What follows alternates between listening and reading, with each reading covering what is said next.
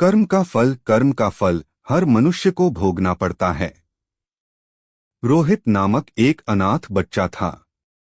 उसके माता पिता बचपन में ही चल बसे थे। उसके ननिहाल और पिता की तरफ से भी कोई नहीं था। उसके न तो कोई आगे था न कोई पीछे। अनाथालय में रहा और पढ़ा। वह पढ़ने में मेधावी था। उसे आर्मी में नौकरी लग गई और वह एक अधिकारी बन गया। अब सेना के साथ ही रहता, कभी भी घर वापस नहीं आता क्योंकि उसका कोई था नहीं। उसने शादी भी नहीं की थी। उसे जितनी सैलरी मिलती थी वह सब बचा लेता था। आर्मी के कैंटीन में खाता था, वहीं पर रहता था, तो उसका खर्चा भी लगभग ना के बराबर था। तो हम कह सकते हैं कि उसने आज तक जितनी सैलरी पाई सब बचा ही लिया था। सूरजमल सेठ और रोहित का पैसा। उसी कैंटीन में सूरजमल नामक एक सेठ आता था जो कैंटीन के सामान का छोटा सप्लायर था। बहुत दिन हो गए दोनों को एक दूसरे को जानते पहचानते। एक दिन सूरजमल ने कहा, रोहित आपके पैसे बैंक में रखे हैं, मुझे व्यापार में लगाने को दे दो, मैं तुम्हें अच्छा मुनाफा दूंगा।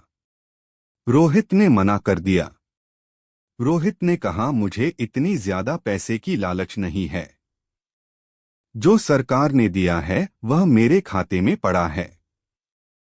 कभी जिंदगी में जरूरत पड़ी तो इस्तेमाल करेंगे, नहीं तो कोई बात नहीं।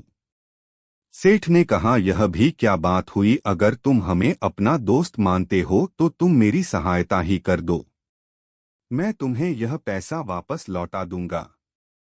कम से कम मेरा काम हो जाएगा, अभी इस पैसे की तुम्हें जरूरत भी नहीं है। सेठ की नियत में खोट। बात तो सही कह रहे हो, पर आप पैसा वापस करोगे इसकी क्या गारंटी है? सेठ ने कहा, कसम खाकर कहता हूं धोखा नहीं दूंगा। रोहित ने कहा, सेठ जी, लोग तो पैसे के लिए क्या क्या कर देते हैं, पर कोई नहीं, चलिए मैं आपकी बात को मान लेता हूं, कम से कम आपका तो भला हो जाए। सेठ ने मुस्कुराते हुए धन्यवाद कहा और रोहित को गले लगा लिया। पैसा लेने के बाद सेठ जब भी आता रोहित को बहुत बहुत धन्यवाद देता। सेठ का बिजनेस रोहित के पैसों से बढ़ रहा था। आमदनी दिन दुगनी रात चौगुनी हो रही थी। आमदनी बढ़ने के साथ अब सेठ की नीयत में बेईमानी आ चुकी थी। वह अब पैसा ना लौटाना पड़े उसका बहाना ढूंढता रहता। पर युद्ध। इसी बीच बॉर्डर पर पड़ोसी देश के साथ युद्ध शुरू हो गया और रोहित को भी जाना पड़ा। जहां युद्ध हो रहा था वो इलाका काफी दुर्गम था। वहां पहुंचने का एकमात्र रास्ता घोड़े से पहुंचने का था। रोहित एक कुशल घुड़सवार था। उसे जो घोड़ी मिली वो बिगड़ैल थी। रोहित के पीठ पर बैठते ही सरपट दौड़ने लगी। रोहित उसे काबू में करने की जितनी कोशिश करता वो अपनी गति और तेज करती जाती। रोहित ने लगाम पूरी ताकत से खींचा। घोड़ी का मुंह कट चुका था, पर पता नहीं आज ये बिगड़ैल घोड़ी कुछ भी सुनने को राजी नहीं थी। घोड़ी दौड़ते दौड़ते दुश्मन के खेमे के सामने जाकर खड़ी हो गई। रोहित दुश्मन की गोलियों का शिकार हो गया। सेठ की खुशी।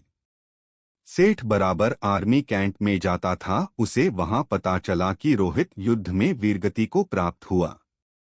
सेठ ने वहां काफी दुख दिखाया और कैंट से बाहर आते ही खुशी से झूम उठा। अब पैसा वापस नहीं करना होगा। सेठ का व्यापार दिन दोगुनी रात चौगुनी तरक्की कर रहा था।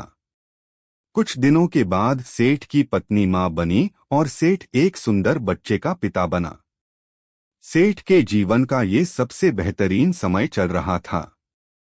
बीतते देर नहीं लगती। सेठ का बेटा अमर, जो अब बड़ा हो गया था और अब सेठ के साथ मिलकर व्यापार करता था। अमर विवाह योग्य हो चुका था। अच्छे घर की सुंदर सुशील कन्या देखकर अमर की शादी हो गई। अब सेठ कहता, कुछ दिन की और बात है, अब बेटा व्यापार संभालेगा। मेरी जिंदगी सफल हो गई और क्या चाहिए मुझे। अमर की बीमारी। अमर की शादी हुए मुश्किल से 2 महीने हुए थे। अमर सड़क पार कर रहा था, उसे चक्कर आया और गिर गया। लोग उसे उठाकर हॉस्पिटल पहुंचाए। उसके ब्रेन का एमआरआई और अन्य टेस्ट हुए तो पता चला अमर को ब्रेन कैंसर है। सेठ ने डॉक्टरों से कहा, पैसे की चिंता मत करें, आप इलाज करें। डॉक्टर और हॉस्पिटल बदलते गए पर अमर की हालत दिन ब दिन बिगड़ती गई। सेठ अब व्यापार पे ध्यान नहीं दे पा रहा था। उसके कस्टमर छूटते जा रहे थे। हॉस्पिटल का बढ़ता बिल और अमर की बीमारी। हॉस्पिटल का बिल बढ़ता जा रहा था। अब सेठ पर कर्ज काफी हो चुका था। सेठ परेशान था। अब अमर को डॉक्टर ने जवाब दे दिया। सेठ हार चुका था। किसी चमत्कार की आशा में बैठा था। चमत्कार तो नहीं हुआ। पर अमर अब इस दुनिया में नहीं रहा। महीनों जिंदगी की जंग लड़ने के बाद अमर हार चुका था। सेठ के घर में हाहाकार मच गया। सेठ, सेठानी, अमर की पत्नी सब विलाप कर रहे थे। यहां तक कि घर के नौकरों का भी रो रो कर हाल बुरा था। साधु का सच और कर्म का फल। एक साधु उधर से गुजर रहे थे। उन्होंने करुण क्रंदन सुना तो रुक गए। वहां जाकर उन्हें कहा, रोने से कुछ नहीं होगा, जो होना था वो हो गया। सेठ गुस्से में बोला, मेरे साथ ही क्यों? साधु ने कहा, सब कर्म का फल है, यहीं चुका कर जाना होता है। आज बहुत रो रहे हो, कल तो तुम बहुत हंस रहे थे।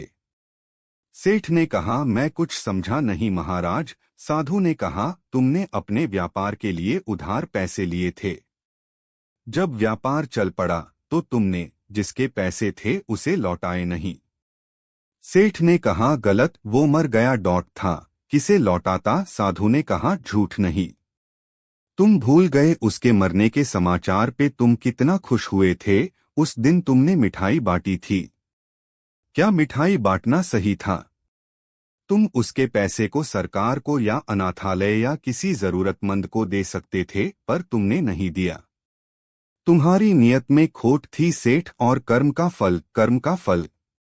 सेठ शर्मिंदा था। आज सेठ वहीं पर खड़ा था जहां पर आज से 20 साल पहले खड़ा था। आज ना तो पैसे थे, न व्यापार और ना ही पुत्र, और ढेर सारा कर्ज था। साधु ने कहा, ये तुम्हारा पुत्र वही लड़का रोहित था। ये अपना हिसाब करने आया था। हिसाब कर लिया और चला गया। जितना उसने तुम्हें दिया था सूद सहित वापस ले लिया। तुमने उसकी शिक्षा, शादी, हॉस्पिटल सब पर खूब खर्च किया। जब वो गया तुम्हें भिखारी बनाकर गया। सेठ ने सुबकते हुए कहा, मान लिया मेरी गलती थी। पत्नी के कर्म का फल। इस बेटी की क्या गलती? इससे तो सिर्फ 2 महीने पहले शादी हुई थी। साधु ने कहा, ये इसका कर्म का फल था। ये पिछले जन्म में वो घोड़ी थी जिसके चलते रोहित की जिंदगी खत्म हुई। आज रोहित ने बदला ले लिया और इसकी जिंदगी नर्क बनाकर चला गया। जीवन में कुछ भी बिना कारण नहीं हो रहा है। हो सकता है बीज आपने बहुत पहले लगाया हो और आप भूल गए हो। वही बीज पेड़ बन जाता है, तब हमें पता चलता है। इसलिए आप कैसा बीज लगाते हो हमेशा याद रखो। प्रकृति हिसाब करती है। आप याद रखो न रखो, प्रकृति हमेशा याद रखती है। सेठ निरुत्तर, हताश, घर की सीढ़ी पर बैठा अपने कर्म को कोस रहा था। हमेशा अपने कर्म पर ध्यान दें। ऊपर वाले की लाठी में आवाज नहीं होती पर असर पूरा करती है।